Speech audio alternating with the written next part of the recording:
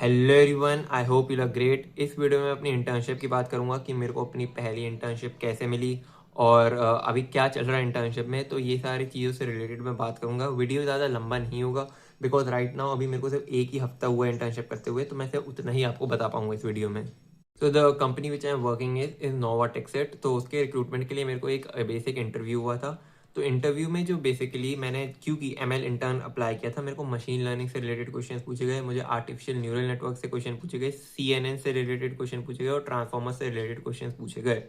तो मैंने जो भी थोड़े बहुत प्रोजेक्ट्स बनाए थे मशीन लर्निंग के, वो ज़्यादा कॉम्प्लिकेटेड नहीं थे, they were of basic level. You can check my GitHub, मैंने गिटहब में वो सब डाला हुआ है। तो उससे रिलेटेड सब कुछ पूछा गया कि तुमने यहाँ पे ये क्यों अप्लाई किया, यहाँ पे ये क्यों नहीं अप्लाई हो सकता, यहाँ पे ग्राफ कैसे होगा, ट्रेन टेस्ट स्प्लिट वगैरह किस तरीके से, कौन सा हमें क्या रैंडम फॉरेस्ट यहाँ क्यों यूज़ किया। तो इस तरीके से मेरे को जितने क्वेश्चंस थे वो सारे क्वेश्चन पूछे गए।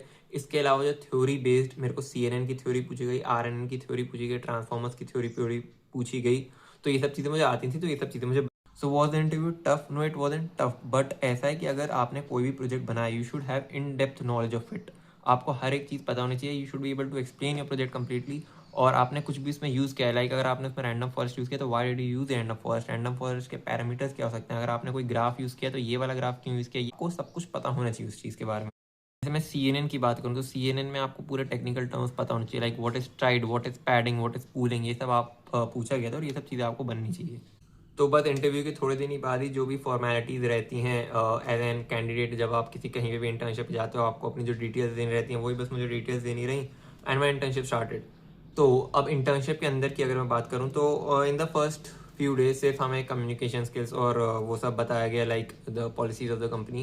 एंड देन अब राइट नाउ अभी मैं क्या पढ़ रहा हूँ, I have been asked to study language, so I am doing that. Apart from that they have given few basic projects of Python, ताकि मेरे को जो पाइथन की पुरानी चीज़ें हैं सारी मुझे याद हो जाएं। सो दैट्स इट, अभी तक सिर्फ इतना ही हुआ है। आगे आई विल कीप अपडेटिंग कि how is my internship going. वैसे मैं अपना स्टाइफंड बताना भूल गया, तो मेरा स्टाइफंड अभी है 10,000 पर मंथ। ये तो इंटर्नशिप ऑफ कैंपस ही थी। इसके अलावा मैंने एक ऑन कैंपस भी एसेंशियल्स को अप्लाई किया था, बट उसमें मेरा नहीं हुआ आई गेस, क्योंकि उसमें बहुत ज़्यादा वो पूछा था, मतलब लाइक उसके जो काफ़ी क्वांट्स और वर्बल और रीजनिंग ये सब पूछी थी, जो उस टाइम मैं प्रिपेयर नहीं था उस चीज़ के लिए। उसका भी टेस्ट ऑनलाइन हुआ था और वो मेरा क्लियर नहीं हुआ, क्योंकि उसके बाद मेरे को कोई नोटिफिकेशन आया नहीं एसेंशियल्स। ठीक है everyone, that's it for the video. If you have any other doubts और any other queries, you can comment it down. Bye.